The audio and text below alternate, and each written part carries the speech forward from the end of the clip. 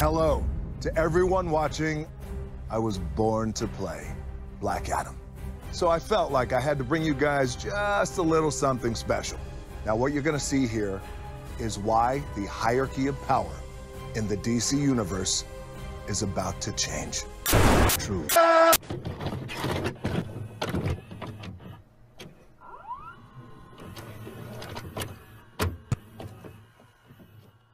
Superhero movies.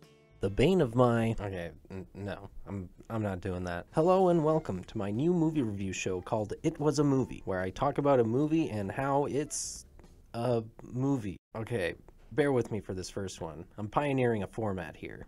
Now, I love movies. I love watching them, dissecting them, analyzing them. I want to briefly touch on what goes into a movie before we start tearing them to bits. Characters and story. Characters are the people in the story. You have your protagonist, your antagonist, supporting characters, and so on. Story is the journey our characters go on over the course of the film. Come on, boys! Plot. Now you may ask, what's the difference between plot and story? And I will tell you that plot is the literal actions of the characters in the film. Story is why the actions are taken. The meaning of all that shit when you think about it a little harder. If the story of Star Wars is Luke learning to give himself up to something greater than himself, the plot is the rebels getting the Death Star plans and then blowing it up. Music and sound design. I put the things for your ear holes in the same category because I guess that makes sense. They say sound makes up 60% of the movie experience. Who's they, you ask? Action and visual effects. I put these at the bottom because I think, on average, they're the least important aspect of the whole of a film. Now, it would probably be dumb to say action is the least important part of an action film, but I'm not limiting this series to action films, so shut up. A film can completely fail in this area, and as long as the other bits are strong, the movie can be good. I suppose that's also true if any other bit falls flat and the others elevate the film as a whole, but a film is definitely strongest when all these aspects are as developed as they can be. Alright, now that that stuff is out of the way, we can get into the movie. What movie was I talking about again? Oh, right. Let's watch this damn thing. Adam, what are you doing here? It's Black Adam now, old man, and I'm taking your throne. So the movie begins with a history lesson, setting up a red herring around our main character. This is one of my bigger problems with the film. It wastes so much time hiding Black Adam's true identity. A few times it hints at the mystery like, oh, Black Adam isn't who we think he is. Ted Adam has done nothing. Ted Adam is not who you think he is. I understand wanting to have some mystery in your movie, but the mystery should never be the motivation of the protagonist. As in, don't hide his motivation until the third act. You need to know what the hero wants, so you can root for them. The only reason the movie gives us to root for Black Adam, for the most part, is because he's got this face. You like this face, don't you? It was in the hit film, Race to Witch Mountain. The movie wants you to think Dwayne is actually his son beefed up, unless you watched the first trailer that spoils this supposed mystery. My son sacrificed his life to save me.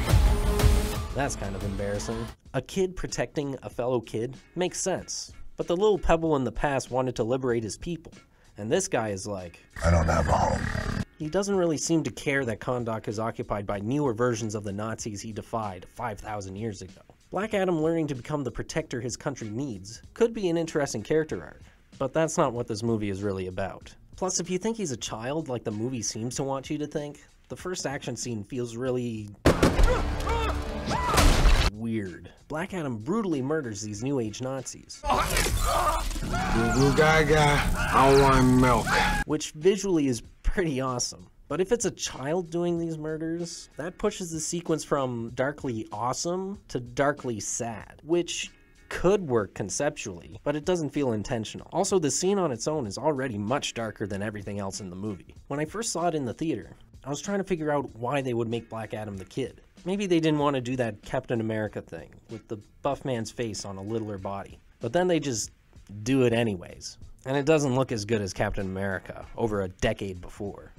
we learn that in ancient times, Kahndaq got took over by ancient Nazis who hated triangles and wanted the Infinity Gauntlet to rule the world or whatever. And then in modern times, we got New Age techno-Nazis who've taken over the country. Some of this is pretty interesting setup. Black Adam liberates his people from Nazis in the past. He comes back and has to do it again in modern day. That can work, but that's not really what this movie is about. This movie isn't even really about Black Adam becoming a hero. It wants to be, but that's not how it plays out on screen. His character arc is actually learning to be less angry. He learns to be not so angry as to blow up the castle, but just angry enough to rip the bad guy in half. Also, I always thought these glowing eyes made me think of...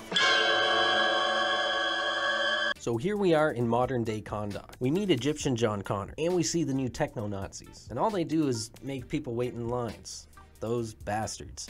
Hey, maybe show them being casually evil or something, because immediately they don't look like they're as bad as the ancient Nazis. But then we learn that they're actually really bad when John Connor tells us. No, what you are is a neo-imperialist enforcer from halfway around the world, sent here to steal my country's natural resources, strip mine our sacred lands, pollute our water, oppress our heritage, and make us wait in lines all day. There's this rule in filmmaking. Tell, don't show. It means explain everything to my dumbass with words, instead of conveying information visually in creative, compelling, and interesting ways. No, wait, I fucked that up. The rule is actually, show, don't tell. It means show me the things, instead of telling me the things. Pretty self-explanatory. Oh, but later it shows us the Nazis raping the Earth. I'm so glad they told me about it first, instead of me just making the connection in my head. We then meet Sarah Connor. She's an Antifa freedom fighter who likes triangles. Her motivations are very clear. She wants to protect her son and her country from the techno-Nazis. It would be really easy to have Black Adam share her goals. He's just kinda aimless for almost the entire movie. I have some ideas for how to fix this. Instead of having 3 different narrated flashbacks to ancient times, just spend at least half of the first act there. No narration, just let us be with Adam before he gets his powers. Make him a member or the leader of ancient Antifa planning to overthrow the Nazi king. The Nazis ambush the rebels and kill them all, and in the crossfire, Dwayne's little pebble dies. He hates the Nazis, but also feels guilty for indirectly getting his son killed. As he lay dying, the wizards endow him with the powers of Shazam to get justice. Instead, he gets vengeance. Blows up the castle, whatever. Knowing that Adam is a caring father and Nazi hater from the start lets us into the character from the get-go. It makes it much easier to root for him to succeed throughout the movie. But again, as it is, he doesn't really have anything to succeed at in the movie.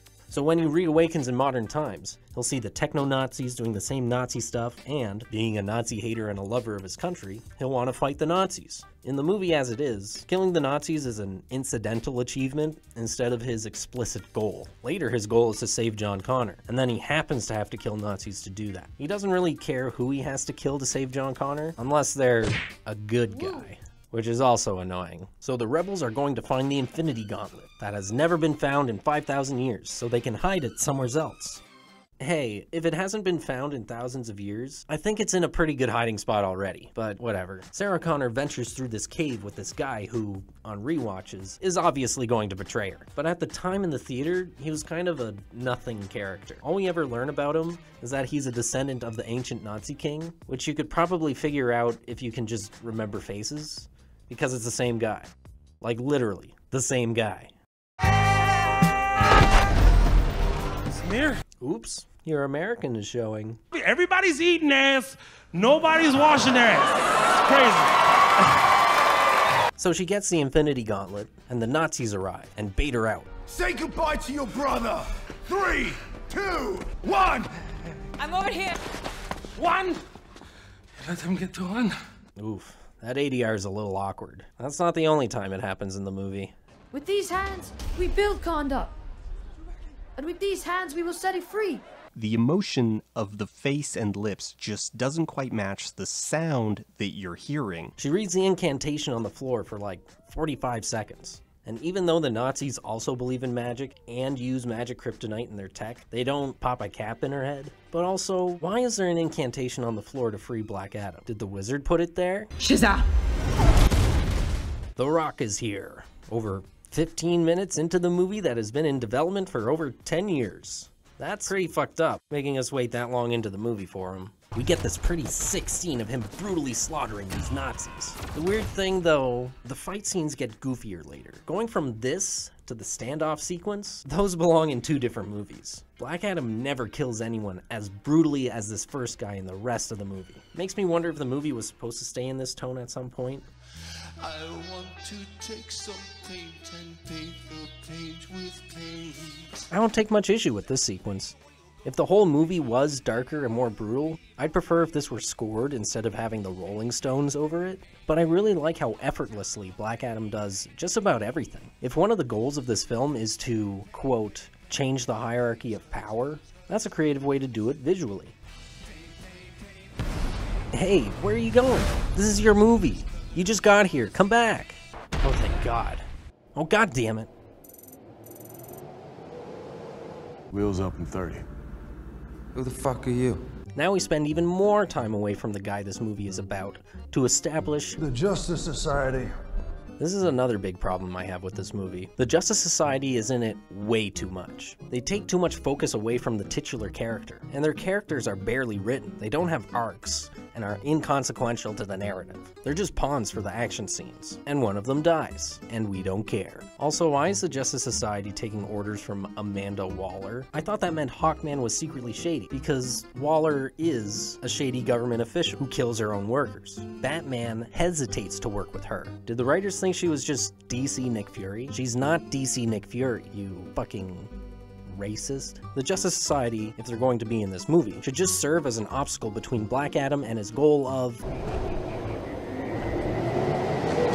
Well, he doesn't have a goal right now, but in my version of the movie in my head, his goal is to free his people from the techno-Nazis. And because Black Adam means business, when the Justice Society gets between him and killing Nazis, he should kill a member of the Justice Society. Woo. By the strength of a man! So after we meet the X-Men, we cut to John Connor's bedroom, where they lay this vicious murderer to rest. Very smart.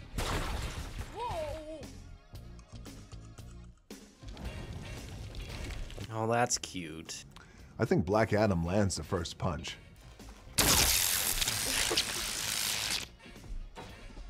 I'm on, by the way. It doesn't matter what your name is! Sarah Connor comes home.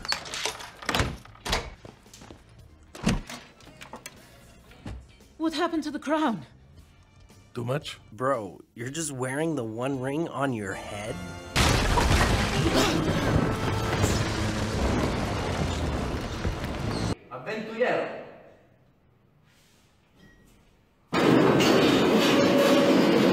We get a cute little moment for the kids to laugh at. The men in my tomb, they were your enemies. Yes. Then your enemies have vanquished. Condemned to the eternal sleep of the damned. Actually, we still have a lot of enemies that need vanquishing. Then destroy them. Prove your strength. Destroy your enemy and all he cares about. Make him beg for mercy, but deny it until his final breath. Aren't you teaching my son violence? I understand. You want his father to teach him. Gross, that's my brother. That's my sister. Who do you want to teach him violence then? Yeah, Mom. Who do you want to teach me violence? Then Sarah Connor asks Adam if he wants to go kill some Nazis with her. And he's just like...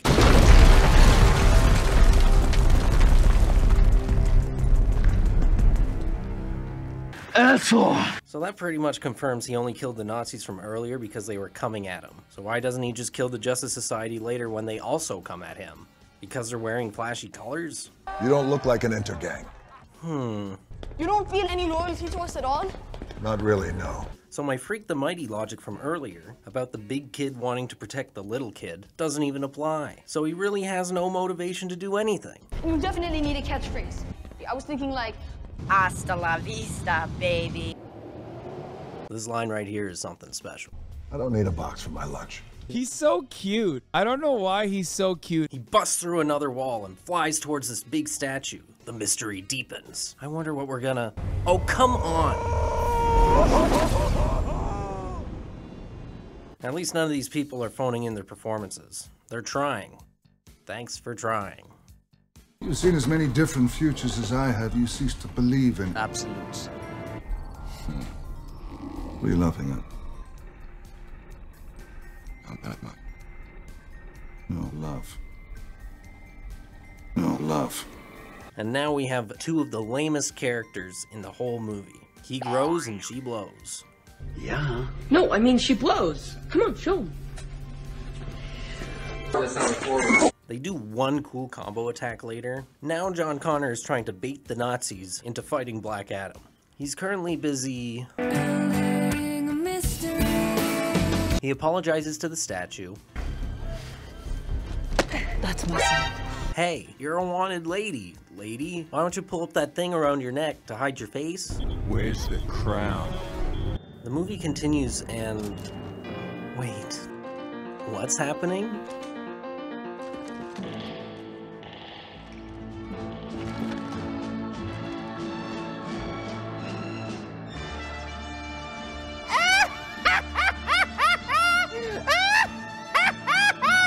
See what I mean about these feeling like they're from completely different movies?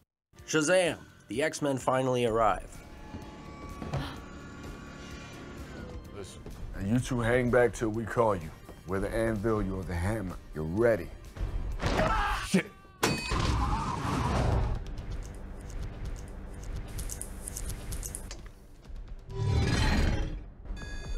This shot perfectly encapsulates their roles in the movie. Hawkman saves these Nazis, and the crowd is like... And then Black Adam kills those Nazis, and the crowd is like... This is very interesting, and dare I say topical? Foreign invaders doling out justice, being met with jeers from the people they're supposedly liberating.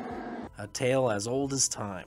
Our mission is to protect global stability. We're here to restore peace to Kandahar, and we will use force if necessary.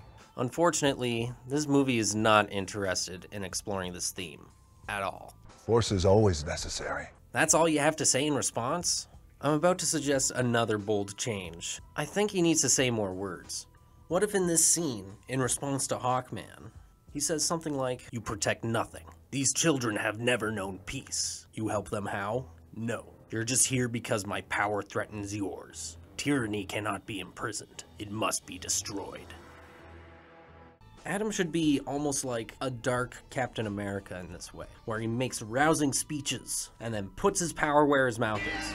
I was a slave until I died. Then I was reborn a god. I kneel before no one. Yeah, something like that. Now we get a big, colorful fight scene. You already know how I feel about everything going on here, so let's just fast forward a bit. Let's see, action, James Bond racially profiling, let's stop right here. After another flashback that serves a pointless mystery, Sarah Connor pays lip service to the arc this movie wants to have. You may not have been a hero, but that doesn't mean that you can't be one now. But that's all that arc gets, lip service. So when he does do the heroic thing later, it doesn't feel as triumphant as it should. Black Adam needed to be challenged to become a hero by the movie through the whole thing.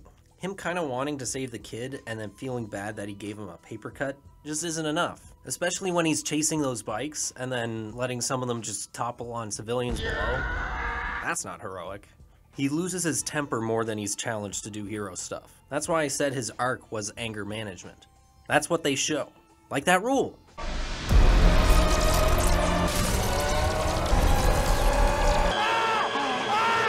John Connor is in trouble.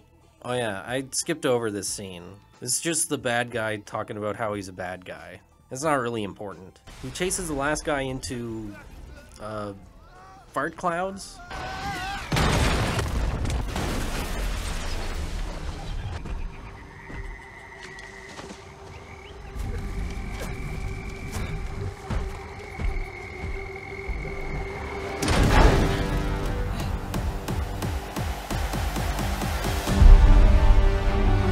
What? Why'd the editor do that? To remind us what he's looking for? We already know he's looking for the kid. What are you doing? Searching for the child. Did they think it was cool or clever? It wasn't. Dr. Fate calls up Adam and is like, "Yo, dog, bring back that last guy so we can find that kid you've been motivated to save." I'll break his mind. And Adam's like, Please don't.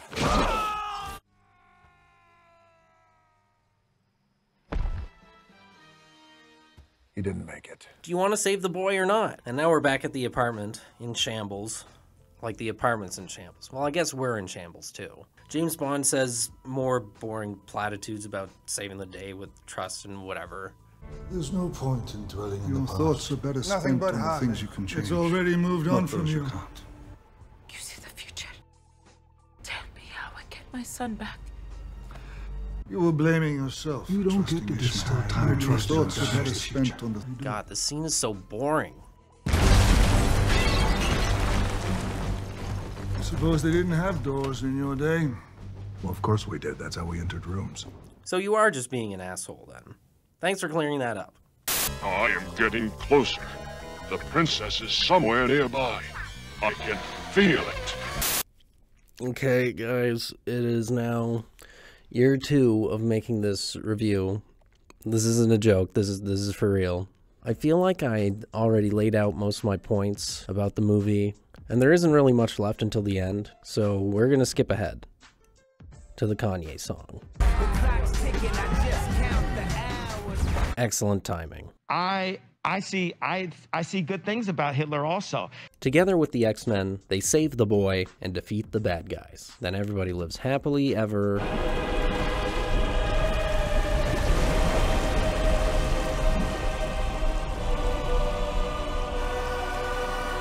Oh, so that's what that means.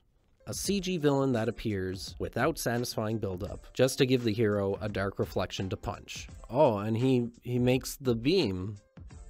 Hey, how do these clips get in my video? And the army, too. Wow. This is so lame.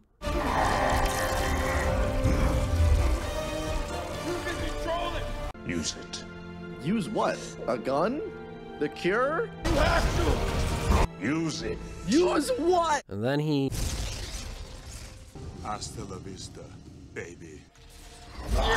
And the movie is over, thank fucking God. So we just watched a movie with a hero whose backstory is obfuscated for no good reason, defeating a villain we don't care about, alongside allies who should have been the secondary antagonists. Black Adam. We should talk. I'm not even gonna try to talk about this. Guys, I was so distracted by what this movie could have been that I just couldn't enjoy what it really was. But I guess it's kind of okay for kids. And your aunt that really loves The Rock. So I have no choice but to give Black Adam a movie out of 10. It was a movie.